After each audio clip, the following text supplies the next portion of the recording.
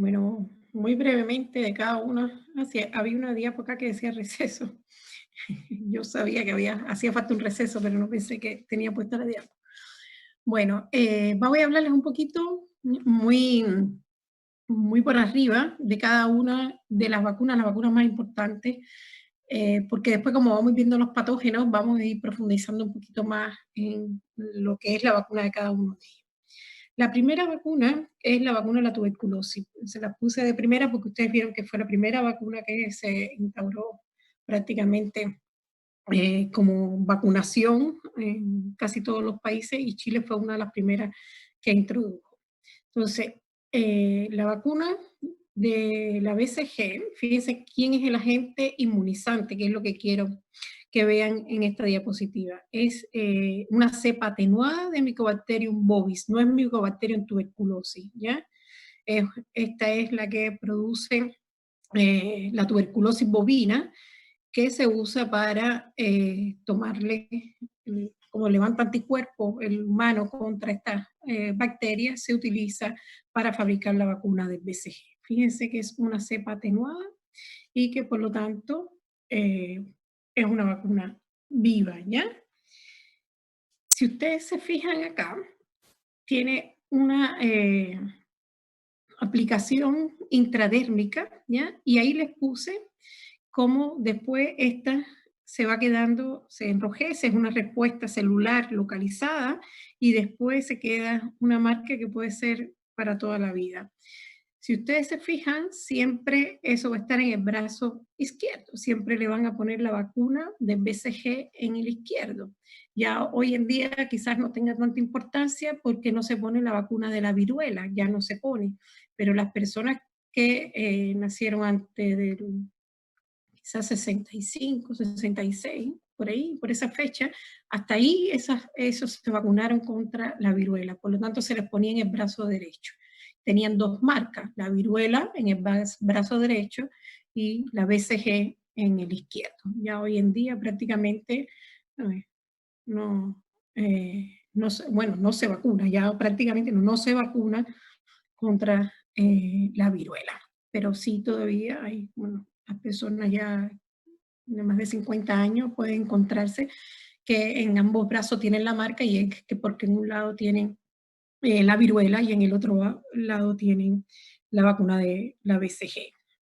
Otra cosa importante es que siempre tengan en cuenta que para lo que está fabricada esta vacuna es para, de alguna manera, proteger contra las formas graves de la enfermedad y fundamentalmente la meningitis tuberculosa, porque la tuberculosis miliar es una tuberculosis diseminada multisistémica, pero generalmente es para la meningitis tuberculosa.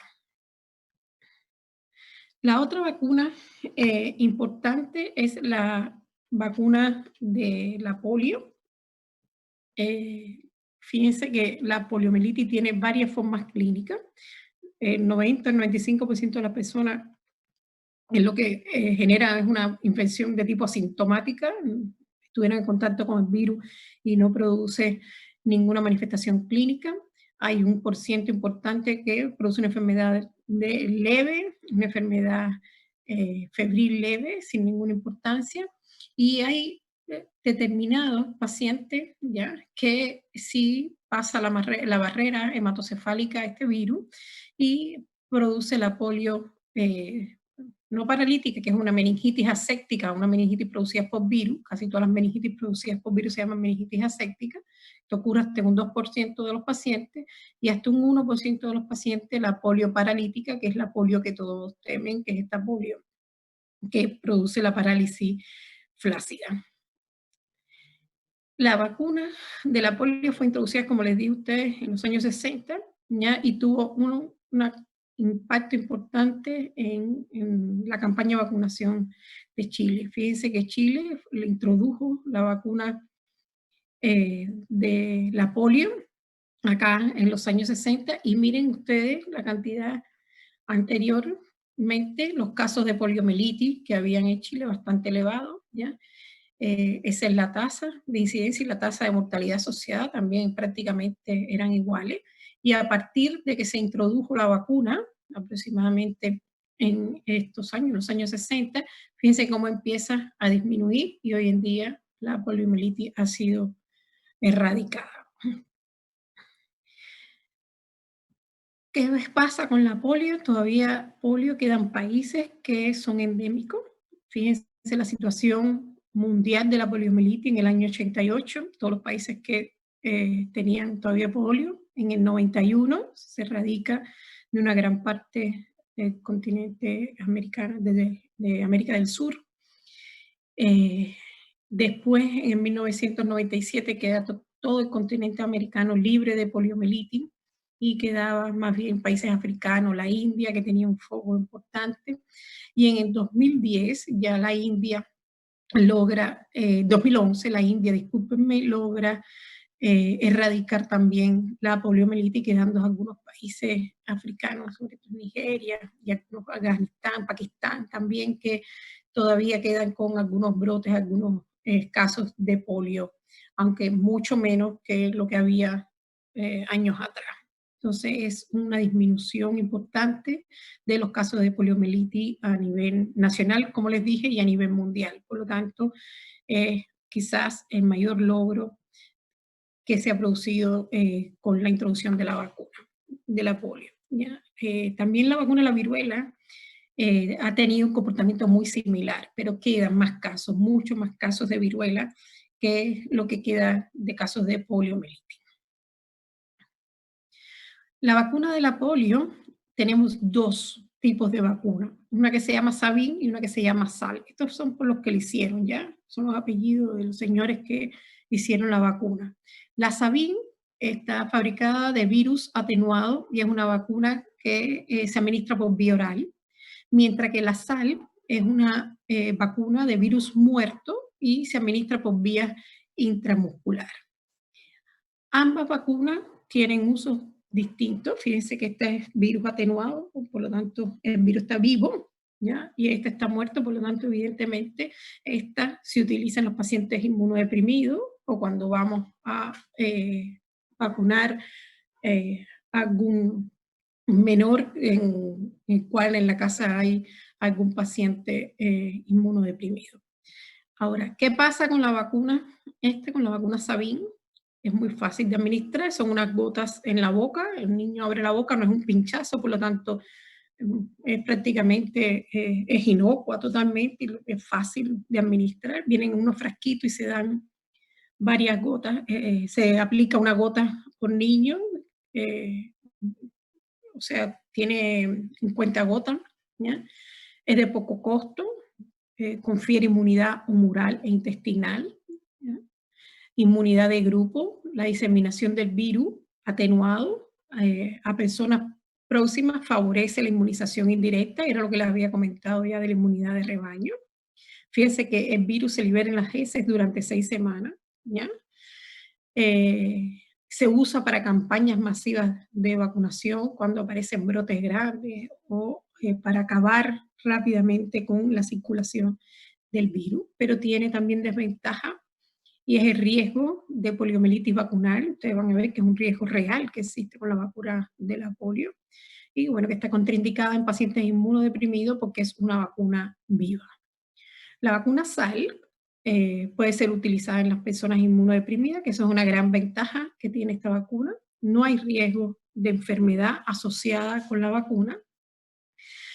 Tiene desventaja, la administración es más difícil porque es intramuscular, evidentemente comparada con la vía oral no tiene ninguna ventaja en base a eso. No induce inmunidad intestinal, por lo que por tanto esto hace que no impida la colonización por cepas salvajes.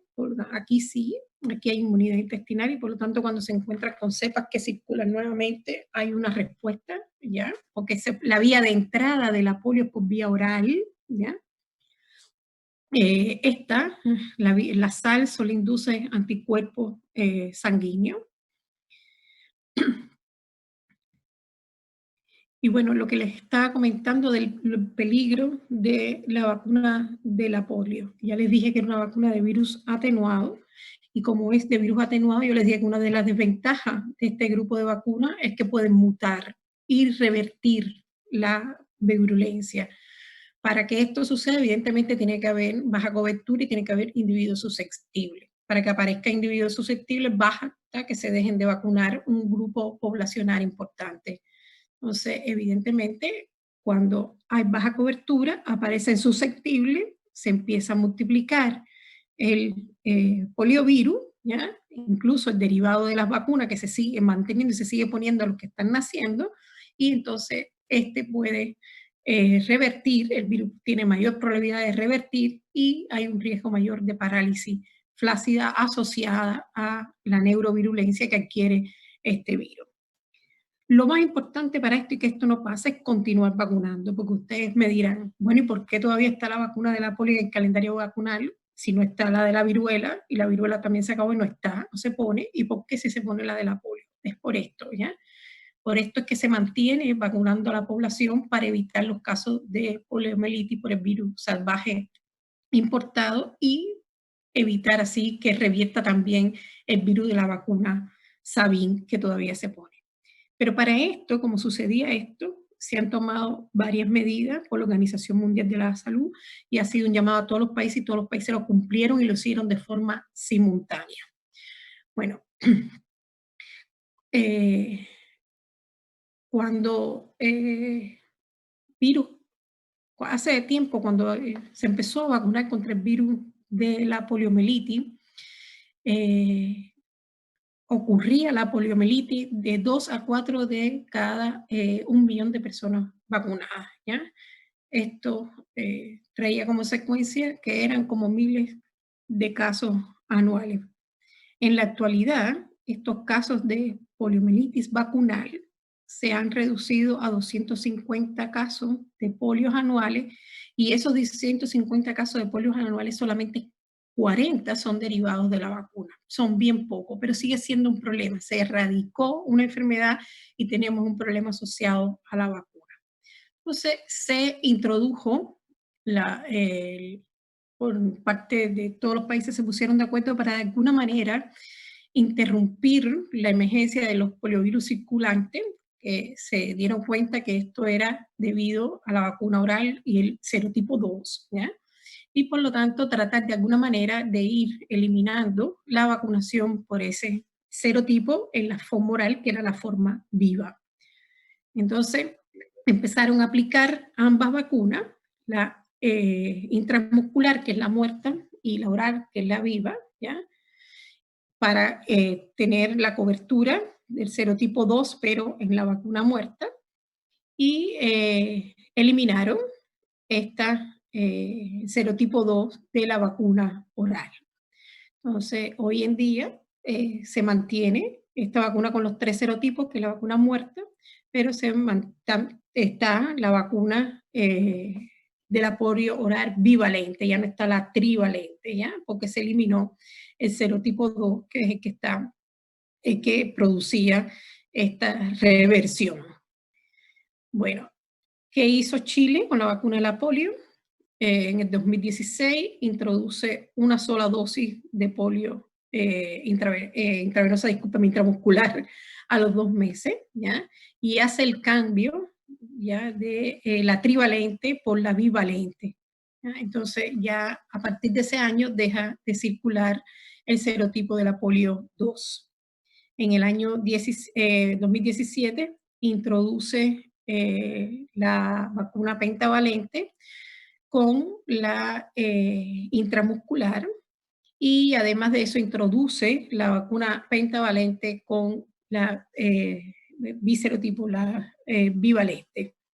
Esas dos vacunas las empieza a aplicar en la población en el año 2017, pero en el 2018 ya ellas, en Chile, lo que hace es introducir la vacuna hexavalente, que se pone 2 veces, introduce la pentavalente con la la que tiene los 2 serotipos de polio oral y la aplica en 2 ocasiones, a los 6 meses y a los 18 meses. En el 19 ya pone la hexa solamente, la hexavalente, donde está incluida la polio, y esa polio ya es bivalente y se ponen 4 dosis y a los 2, a los 4, a los 6, a los 12 meses. Y eso lo hicieron todos los países a la vez, ir incorporando de alguna manera con el tiempo, ir eliminando el serotipo 2 en la vacuna viva, ¿ya? Y hoy en día se vacuna única y exclusivamente con la polio, solamente con la bivalente oral. Bueno, fíjense, esto es la vacuna hexavalente hoy en día, tiene difteria, coqueluche, tétano, hemófilos, influenza tipo B, hepatitis B y la poliomielitis. Después tenemos la vacuna anti-hepatitis A, ¿ya? Que yo les dije que esa se introdujo en Chile, se empezó a introducir hace como 2, 3 años atrás, pero era solamente para los grupos de riesgo y fue porque se empezó a cambiar la curva epidemiológica. Yo les enseñé el programa de vacunación de este año y está para todos los niños a partir de los 18 meses de vida. Bueno, si ustedes ven, la hepatitis A, hay países de alta incidencia, hay países de incidencia intermedia, donde está Chile, incidencia intermedia, y incidencia baja. Prácticamente no hay países de incidencia, de muy baja incidencia, ¿ya? Es una enfermedad de transmisión fecal oral, y que prácticamente, bueno, hay un grupo importante de la población que ha estado alguna vez en contacto con el virus de la hepatitis A. Es un virus inactivado, ¿ya? Que se pone con ayudantes, que ya vimos el concepto de ayudante. Es una vacuna eficaz, ¿ya? En la primera dosis levanta casi el 100% de respuesta y en la segunda dosis mejor todavía. En Chile se aplica a los 18 meses. Se sirve para controlar los brotes y eso fue lo primero que se hizo en Chile cuando empezó a salir estos brotes, sobre todo en la región metropolitana y después en el norte del país. Y bueno, también es una vacuna que se aplica a grupos de riesgo, que son las posibles personas que pueden adquirir la enfermedad. Cuando se viaja a áreas endémicas, por ejemplo, un tiempo estuvo Brasil que había que ponerse la vacuna de la hepatitis A, ya hoy en día no, pero hay todavía países que la piden, la India, etcétera. Cuando hay riesgos de transmisión, el personal que trabaja en la industria alimenticia, porque la forma de transmitir la hepatitis es vía fecal oral, un mal lavado de las manos puede transmitirla a un grupo importante de la población, y en personas que tienen enfermedad hepática crónica, que evidentemente también se vacunan frente a la hepatitis A. Acá les dejo para que tengan una idea de la epidemiología de la hepatitis A en Chile. Yo les había comentado que a partir del 2012, bueno, 2011 y 2012 se vio un aumento importante de los casos de hepatitis comparado con el resto del país en el norte. Esto levantó las primeras alertas y se empezó a vacunar estas regiones a toda la población. Después se dio una alerta en la región metropolitana, donde también aumentaron los casos. Y bueno, ya la alerta mayor ocurrió en los años 2016-2017. Si ustedes ven aquí, bueno, las semanas epidemiológicas, ustedes ven lo que ocurrió en el 2016 en negrita, ¿ya? Lo que está en gris sería el éxito, que se mantuviera así los casos de hepatitis. Es seguro el rosado, y el que está abajo, todo lo que se levante por encima de eso era una alerta sanitaria.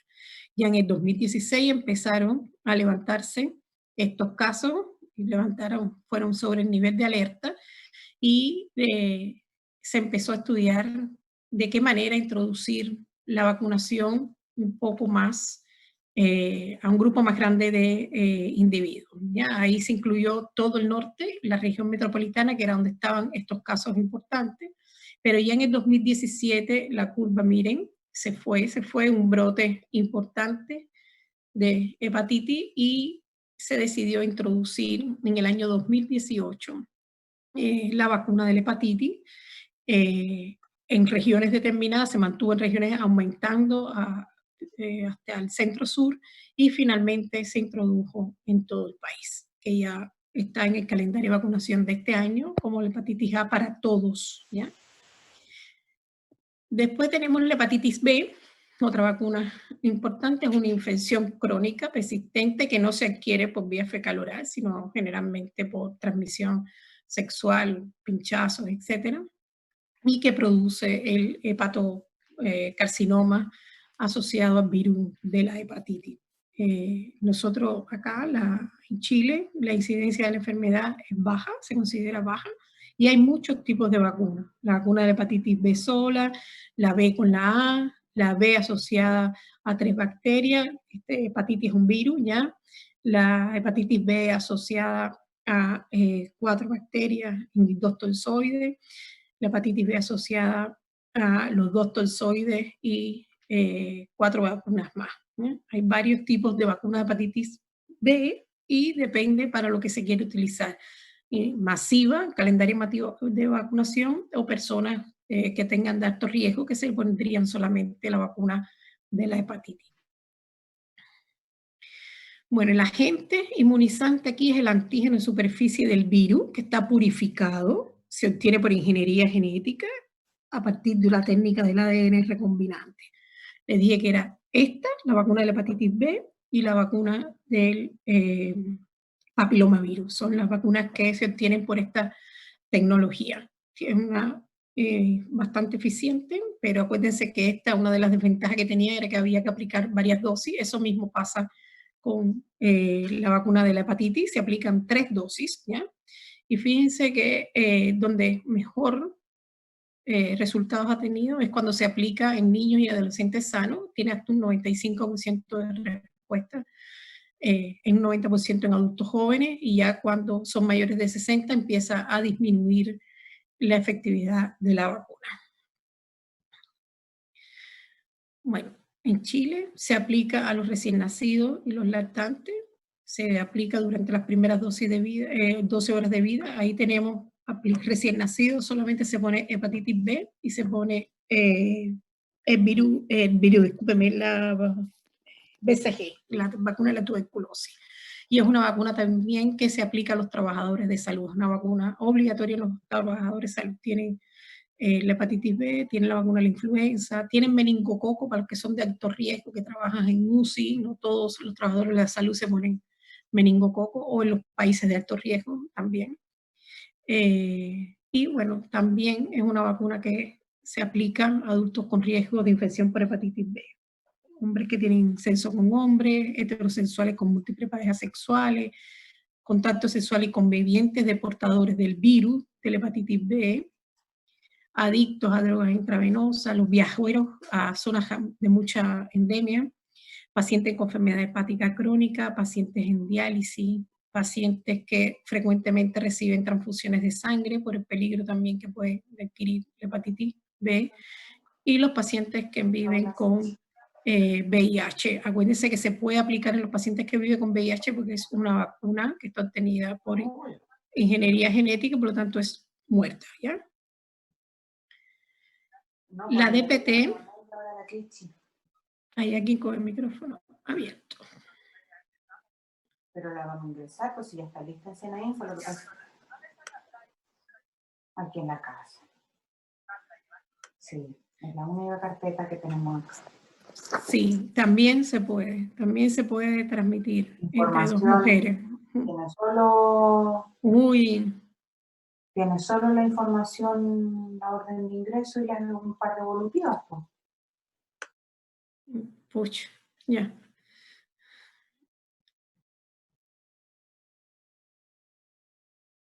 Ya. Bueno, acá tenemos la vacuna de la DPT, difteria, pertussis, que es la P, la D es la difteria, pertussis y tétano. Difteria, toferina, tétano, ¿ya? La toferina viene de la P, que es pertussis, ¿ya? Entonces, tenemos la doble bacteriana, que son tozoides. Aquí no hay células vivas ninguna, sino que son las toxinas, la toxina distérica y la toxina tetánica atenuadas. Después tenemos la toxina tetánica, la toxina de la difteria, y tenemos un microorganismo que puede ser vivo o muerto, vamos a verlo después un poquito más adelante, que es la pertussis. En este caso, como dice PA, siempre es la pertussis acelular, ¿ya? Por lo tanto, el microorganismo aquí es muerto.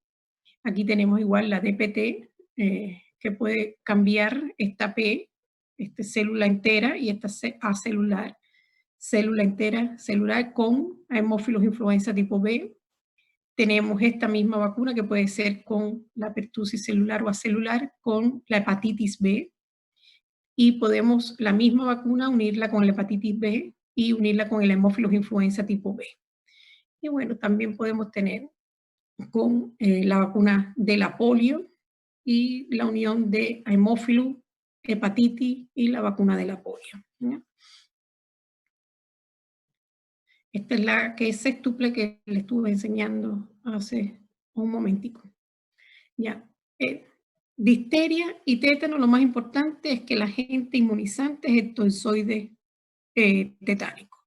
La eficacia es bastante buena para ambas, se aplican igual ambas por vía intramuscular y se ponen juntas, ¿ya? Por lo tanto, prácticamente tienen el mismo esquema de vacunación. Fíjense que la difteria y el tétano, después de los 10 años, pierde la inmunidad y por lo tanto esa es la necesidad que hay de vacunar posterior a los 10 años. Generalmente se hace el tétano cuando hay un pinchazo nuevo, se pregunta cuándo fue la última y si fue hace menos de 10 años no se vacuna y si fue hace más de 10 años se reactiva el tozoide tetánico. Y en el caso de la difteria es cuando hay brotes, ¿ya? Cuando hay brotes poblacionales de difteria y ha habido varios.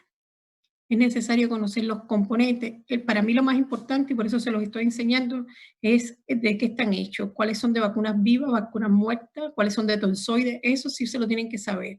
No les voy a preguntar cuándo se ponen, están indicados 2, 4, 6 meses, eso no, porque el calendario de vacunación varía, y además de eso después en pediatría sí se lo van a preguntar y se lo van a tener que recitar y saberse bien cuáles son el calendario de vacunación obligada en Chile. Pero a mí sí me interesa ahora para el curso de microbiología que ustedes aprendan cuáles son vivas, cuáles son muertas. Esta se hace de fragmento, esta se hace por ingeniería genética, esta es un tozoide. Eso sí me interesa que lo sepan. Pues sí puede haber un problema, depende del tiempo que pase entre la primera y la segunda dosis. Puede que si el tiempo es muy largo, haya que empezar nuevamente y aplicar y empezar por la primera dosis nuevamente. Todo depende qué tiempo, ¿ya? Qué tiempo haya pasado entre la primera dosis de la hepatitis y la segunda. Eso, pero uno puede, si tienes dudas con eso y te pusiste una dosis, puedes mandarte a hacer un estudio de anticuerpo hepatitis B y en dependencia de eso decidir cómo vas a seguir el esquema de vacunación. Bueno, ya hablamos de la difteria y el tétano, nos queda pertussis, ¿ya? Pertussis es la Bordetella pertussis, que es el agente causal del coqueluche, ¿ya? El agente inmunizante aquí son, fíjense, aquí está la pertussis sin la A, y por lo tanto esta es la pertussis celular, porque cuando le ponemos PA es la pertussis acelular. Y esta pertussis está hecha de suspensión de cultivos inactivados, por lo tanto es bacteria viva, ¿ya? Tenía también varios efectos secundarios asociados y generalmente los efectos graves, estos efectos asociados a la vacunación con pertussis, ocurrían después de los 7 años, o sea, con mayor frecuencia en los niños de 7 años. Entonces ya a partir de los 7 años, esta vacuna está actualmente contraindicada. Entre la segunda y la tercera es menor la probabilidad, ya ahí se debe haber levantado una cantidad de anticuerpos importante, pero lo importante es que entre la primera y la segunda, ahí es donde es más importante el problema de las dosis de la hepatitis B. ¿Cuál es el caso de la gran mayoría que puso entre la segunda y la tercera? No es tan grave entre la segunda y la tercera. Entre la primera y la segunda, sí. Ahí incluso se debería ver si de verdad ha pasado mucho tiempo y cuánto tiempo ha pasado y qué respuesta puede haber. Pero si fue entre la segunda y la tercera, pueden esperar.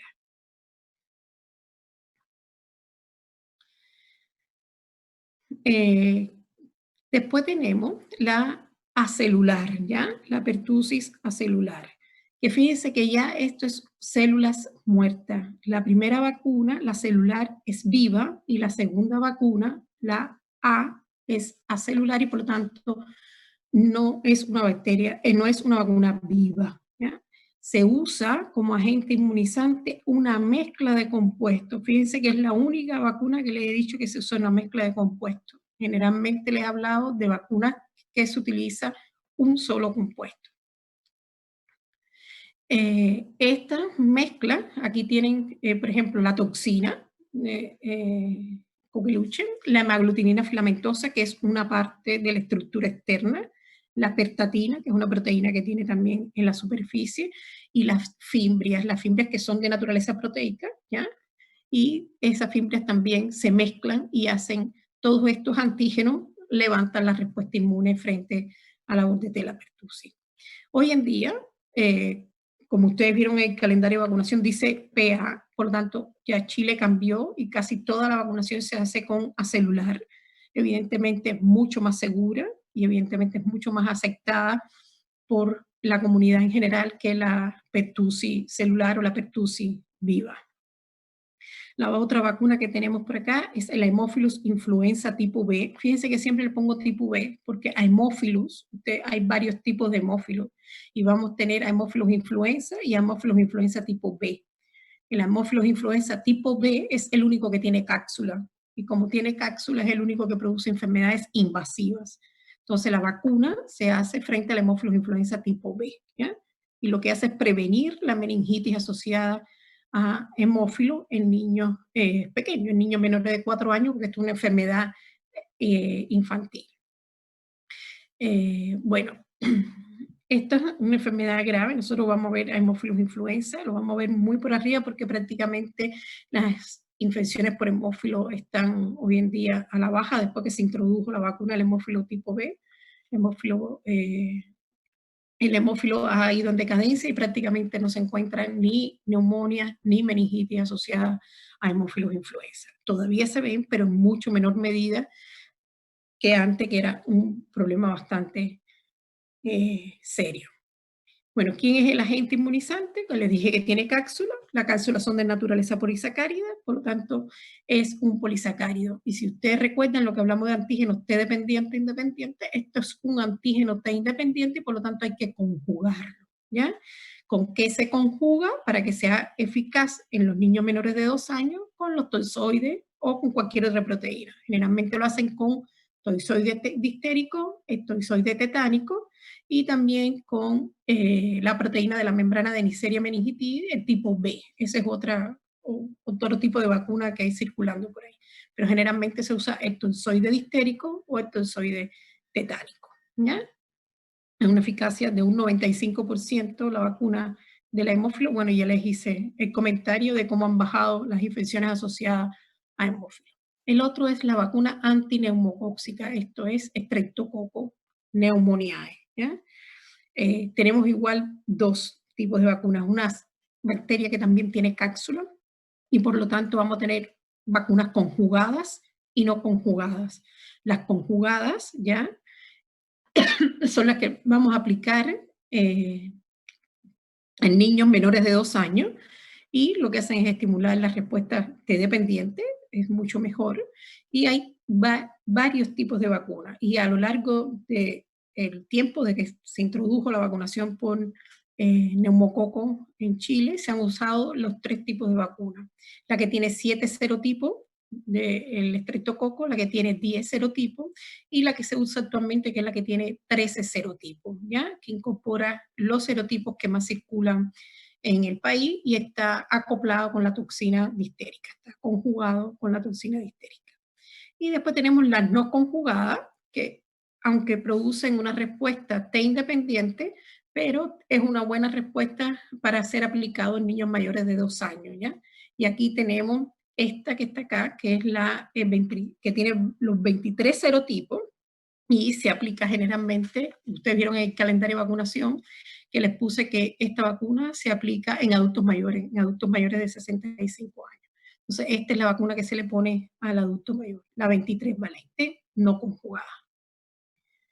Después tenemos otra vacuna que es distinta, este es el antimeningococo. La anterior es antineumocóxica, que es Streptococcus pneumoniae, y esta que está aquí es la antimeningococo, que es Neisseria meningitidis, que es otro patógeno, es distinto, pero que también tiene cápsula, ¿ya? Por lo tanto, va a tener vacuna, una versión no conjugada y una versión conjugada. La versión conjugada se usa el polisacárido tipo C de Neisseria meningitidis y se conjuga con el tozoide tetánico. Y hay otra vacuna que conjuga el polisacárido tipo A, el C, el W y el Y, fíjense, tiene todos estos tipos distintos capsulares, y se conjuga también con el tozoide tetánico, ¿ya? O el tozoide tetánico mutado, que se lo puse anteriormente en una diapositiva este. Y esta es la vacuna que se aplica en menores de 2 años, cuando ustedes miran el calendario, la que está de 2 años hacia arriba. Hasta los 18 meses, que es donde está el calendario de vacunación. Después viene la edad escolar. Y tenemos la vacuna polisacárida no conjugada, que hay varios tipos de vacunas polisacárida del meningococo no conjugada. La que une los polisacáridos tipo A y C, la que une los 4 tipos de polisacáridos, y una vacuna que une el polisacárido B con el C, ¿ya? Esta acá se usa generalmente en niños, no son eficaces en niños menores de 2 años, por lo tanto, estas son las que se usan en los adultos mayores o en los niños en edad escolar, donde se usan generalmente situaciones de brotes epidémicos, grupos de riesgo, viajeros de zonas endémicas, este que está aquí, siempre y cuando cumplan con el requisito de la edad. Y estas se aplican en el calendario de vacunación. Y después tenemos la vacuna, una vacuna que también se aplica hace mucho tiempo, una de las primeras que está en el calendario, que es la trivírica, y protege contra el sarampión, la rubiola y la parotiditis. Los 3 son virus, ¿ya? Casi las 2 primeras, sarampión y la rubiola, son enfermedades exantémicas virales, y la parotiditis es la llamada la papera, que igual son enfermedades que prácticamente estaban desaparecidas. El sarampión, ustedes saben, el brote actual, que no es, en Chile no hay casos endémicos, todos son importados, pero Europa y Estados Unidos sí tienen casos endémicos. La rubiola, Chile tuvo hace unos años atrás un brote importante y hubo que revacunar a toda la población. Se vacunó generalmente a los hombres, que eran los que no estaban vacunados. Las mujeres todas estaban vacunadas por temor a la rubiola congénita. Sin embargo, fue el hombre el que tuvieron que vacunar producto de que estaba circulando el virus, y el virus se había aprovechado de esta condición de que están solamente vacunadas las mujeres, y por lo tanto el hombre lo portaba y lo transmitía a las mujeres que no fueron vacunadas por alguna causa. Y ahí se levantó el brote de rubiola. Y la parotiditis, que recientemente igual hay un brote importante de virus de la parotiditis en la población, en el mundo en general. Bueno, fíjense que acá las 3, ya, las de vírica, son cepas de virus atenuados, ya, de sarampión y parotiditis, y la rubiola. Los 3 son virus atenuados, por lo tanto son vivas, ya. Entonces, se utilizan distintas cepas vacunales y es una vacuna que está combinada. Las contraindicaciones en el embarazada, ¿ya? Fundamentalmente en los huéspedes inmunocomprometidos. En la embarazada, sobre todo, mucho temor con la rubiola, ¿ya? Es un riesgo teórico de infección y un riesgo teórico que atraviesa la placenta si se multiplica el virus y por lo tanto puede producir alguna infección en el feto. La otra contraindicación importante es que esta pasa por embriones de huevo y por lo tanto, sobre todo por el sarampión, y por lo tanto los pacientes que son alérgicos a huevo tampoco se pueden poner la vacuna trivírica porque trae el resto de las proteínas del huevo. Y esta es la situación del sarampión que les estuve comentando hace un poco. La población, esta es la situación en el mundo, ¿ya? Donde no hay sarampión, toda América del Sur y América Central, los países que tienen sarampión en mayor o menor grado. En Europa hay sarampión, fíjense, estuvo durante los años 2007, 2008, 2009, fueron niveles muy bajos y después vino el repunte importante a partir del 2012. En Estados Unidos, ¿ya? Que en el año 2015 fue el brote, donde empezó el brote, y después simplemente el brote ha ido quedándose y han seguido apareciendo casos, y donde apareció el primer brote fue en Disney, ¿ya? Y bueno, después tenemos también todas las comunas que generalmente están estuvieron en la campaña de vacunación contra el sarampión que se hizo en el 2015, después que aparecieron los brotes en el resto del mundo. Después tenemos la vacuna del papiloma humano, que es una vacuna de reciente introducción. ¿Se acuerdan que primero se empezó a poner en una sola dosis a las niñas y después ya se ponen 2 dosis y se incluyeron las niñas y los niños? Porque los niños son portadores asintomáticos del virus del papiloma y si cortan la cadena de transmisión de uno que puede transmitir, también es importante vacunar a los niños. Está la cuadrivalente, que tiene los 4 serotipos, el 16 y el 18, como yo les decía, son los serotipos más importantes que producen cáncer cervicuterino. El 6 y el 11 generalmente están más asociados a las verrugas, ¿ya? Y se te preparan por tecnología de ADN recombinante, igual que la hepatitis A. La efectividad lleva como 10 años en el mercado, por lo tanto hay que esperar un poco para ver la efectividad y la eficacia de esta vacuna, muy temprano. Pero bueno, los países que empezaron antes que Chile ya tienen algunos resultados, se mantienen los anticuerpos y han disminuido la infección por papilomavirus, pero no se ha podido saber si ha disminuido el cáncer cervicuterino. Pero si el cáncer cervicuterino, se espera que si el cáncer cervicuterino está asociado a la presencia de papiloma por largos periodos de tiempo, entonces pudiera también disminuir la incidencia de cáncer cervicuterino en la mujer. La vacuna de la influenza, que es una de las más importantes, bueno, la que ustedes se tienen que poner igual todos los años, se usan los antígenos de superficies del virus. El virus tiene entre las proteínas que lo envuelve, tienen hemaglutininas y neuroaminidasa. De ahí viene el H de la hemoglobina y el N de la neuroaminidasa, por eso es H1N1, tipo hemaglutinina 1 de neuroaminidasa 1, H3, tipo 3 de hemaglutinina, tipo 2 de neuroaminidasa, ¿ya? Igual se cultivan embriones de pollo y bueno, son virus que generalmente están inactivados, ¿ya? Inactivados, fíjense, son vacunas vivas también. Y ahí tenemos 2 cepas para las que existen vacunas, la influenza A para el H1N1 y H3N2, y tenemos también la influenza B, que es la única cepa que hasta ahora en día hay vacuna. Generalmente aquí se traen 2 tipos de vacunas, solo las que tienen inmunización para el virus de la influenza A, mezclada el H1N1 y el H3N2, y también se trae la que tiene el A y el B en conjunto, ¿ya? Pero bueno, se ha visto que prácticamente todos los casos asociados a la influenza están asociados al virus de la influenza A. ¿Qué otra cosa importante? La vacuna de la influenza, que ustedes saben que va variando cada año, según lo que circule se pone una u otras, puede que el año que viene nos pongan solamente la B, si circula más influenza tipo B que A, ¿ya?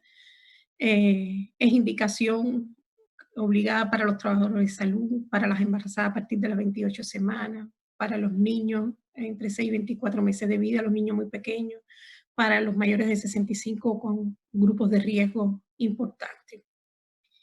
Y hay algunas vacunas que no están incluidas en el programa de inmunizaciones, pero que también protegen contra muchas enfermedades importantes. Aquí les puse el rotavirus, les puse el herpes zóster, ¿ya? Antes, en las clases del año pasado, aquí estaba varicela y herpes zóster, son 2 vacunas distintas. Está la varicela, porque el herpes zóster es una manifestación tardía de la varicela, ¿ya? El que le dio varicela después le sale herpes zóster, ¿ya? Si le puede salir herpes zóster, no es que a todos les salga el herpes zóster. Entonces hay una vacuna que es para varicela, que es la que se pone a los niños, porque es importante ponerla antes que le dé varicela al niño. Entonces se pone la vacuna a la varicela y ese niño le da una varicela tenue porque es una vacuna viva. Pero después hay una vacuna para el herpes zóster, que es a las personas que les dio varicela, ¿ya?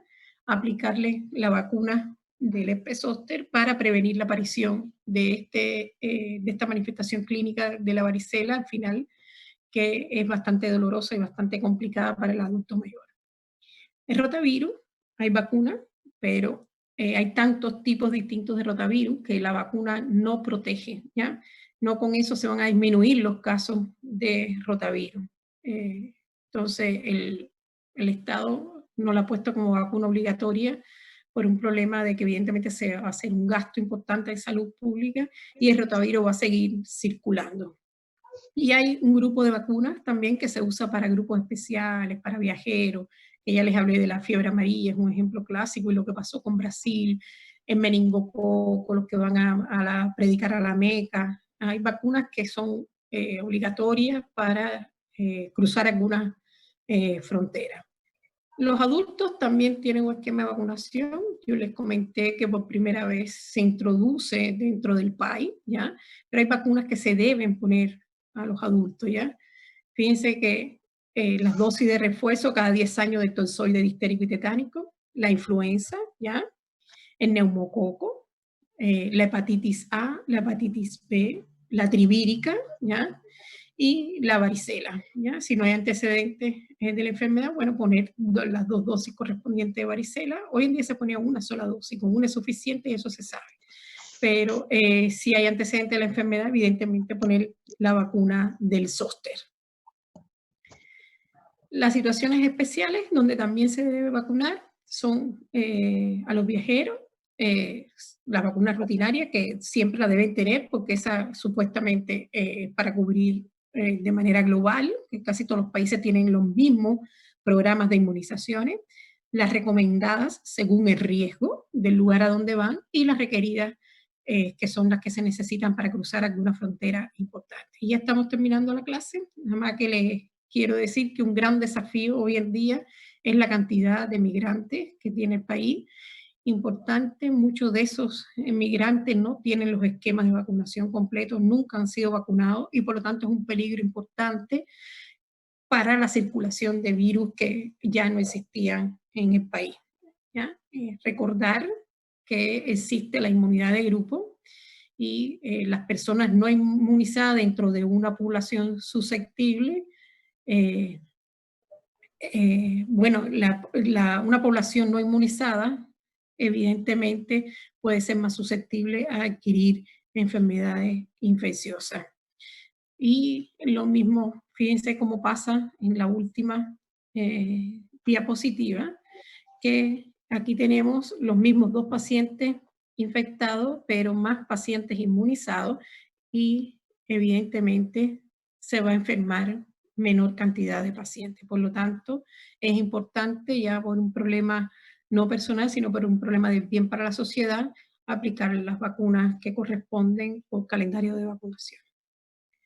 Yo por mi parte he terminado. No sé si ustedes quieren dejar alguna pregunta. Si quieren alguna pregunta, les dejo unos minutos de pregunta. Acuérdense, me hicieron muchas preguntas, tengo más de 25 preguntas para contestarles. Se las quiero subir a ver si puedo subírsela antes del fin de semana, pero no se le puedo decir qué día, porque de verdad que no he tenido tiempo de sentarme a contestarlas todas, pero he recopilado más de 25 preguntas. Pero usted me puede hacer las preguntas que quieran en el momento que quieran, lo que yo se las voy a subir una sola vez a la semana.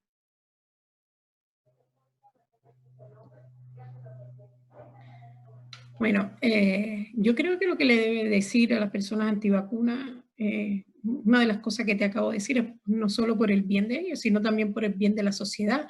Ejemplos hay muchos de por dejar de vacunar han aparecido enfermedades que podían haber sido erradicadas, ya incluso de la faz de la tierra. El sarampión es una cosa completamente ilógica y fue por los movimientos antivacunas. Y en realidad la vacuna resuelve un problema importante referente a las enfermedades transmisibles. Fíjate cómo aumenta la expectativa de vida y disminuye paralelamente la mortalidad por enfermedades infecciosas. Y casi todas esas enfermedades infecciosas que tienen una disminución importante son las enfermedades que hoy en día tenemos vacunas. Si no hubiese vacuna para las 15 enfermedades que tenemos ahí, serían otros 15 problemas más y la mayoría, más cantidad de muertes asociadas. Ahora, yo no sé, esos movimientos antivacunas piden a grito una vacuna también para el coronavirus. Entonces, las vacunas de verdad resuelven un gran problema sanitario.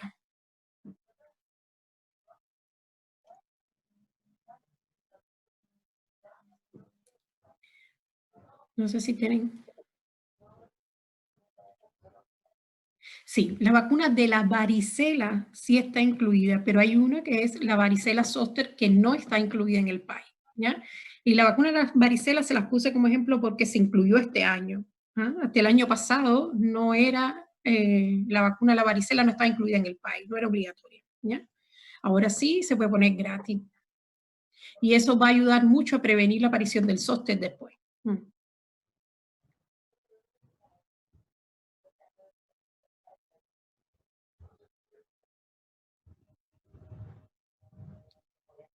No sé, ¿tienen más preguntas?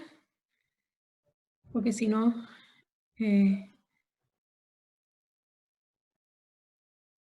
voy a pausar la grabación. No sé. Ya. Bueno, entonces, yo sé que a lo mejor